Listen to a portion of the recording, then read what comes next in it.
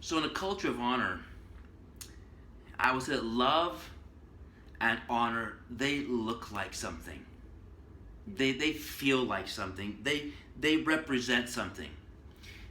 You can only have as much influence in as much value as people hold for you. So if you would like to have influence, but you destroy honor, you're going to be greatly disappointed. Honor feels like something. It looks like something. When it happens in me, then it can happen through me. So oftentimes when people are looking to create culture, you've heard many leaders, different people use religion as a way to create culture, but a lot of people think that that's because you have this religious agenda. But when you approach society as a servant, and your only goal is love and honor, in other words, you're not building this culture for something you can get. You build this culture because it's something that represents your heart. It represents who you are. It represents the truth of how life should be lived, can be lived, and will be lived as you impart it onto people's lives. It's an environment where everyone is celebrated, because what gets celebrated gets repeated. So it isn't one of these where everybody is a work unit and everybody is a production. It's a family. And that's why love becomes the center of it, that we treat everyone as a brother and as a sister, or as a son or a daughter, a mother or father. If my sons or daughters made the greatest mistakes of all time, anything imaginable, I can promise you one thing: I would never abandon them. I would never completely ignore them. I may be disappointed in what they did, but I will never be able to separate myself from loving them. And that's what honor is. That's what a culture is. That when things go bad, when the fit hits the shan, we don't separate ourselves. We move in and we get closer to remind them of the greatness inside of them. Because honor feels like something. It acts like something. It isn't just a word. It isn't just something that we use to create power or to create influence or to create authority. We do it because our interest is in growing great men and women. It's in growing people that are sustainable for generations. Because we know when things are going fast and people are building things are going to happen. Things are going to be said. Mistakes are going to be made. People are going to have problems. You can't have the plow horse with a little bit of poop. That's just the way that goes. Bill Johnson did a fantastic CD a while back called "There Are No Poopless Cows." And what he basically said is, it's a cow that tills the soil, that prepares the soil to plant the seed.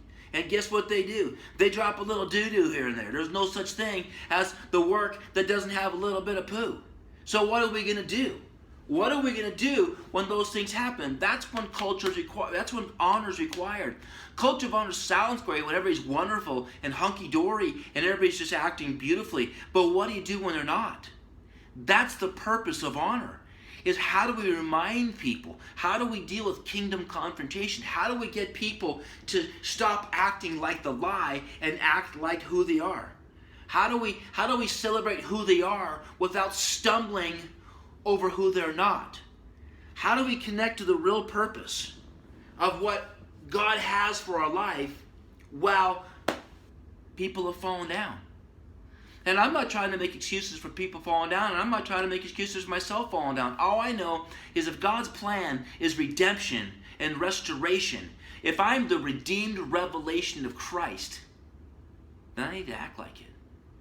And to walk around hanging my head or encouraging other people to hide or hang in their shame does not represent the redeemed love of God. And so what we're trying to accomplish here is a place where don't let other people shape your agenda. It's never wrong to do the right thing and never right to do the wrong thing. What are we committed to? We're committed to connecting people and build a culture where people can grow. If you're going to try to set organizational goals without shaping culture, it's like trying to grow tulips in the desert. It's just never going to happen. It's the wrong place. It's the wrong environment.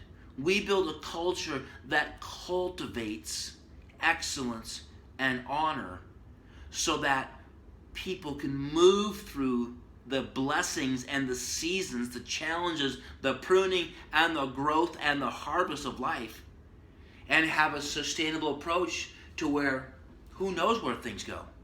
And that's really what this is all about. This is all about coming together in love, in grace, in honor, and helping people weather the storms to get back up, to be great, or to stay great, and build great, and represent something that people can live for the rest of their life within, knowing that they are loved, that they are important, that they are valuable, and that even though things don't always go maybe the way you want them to, God is there.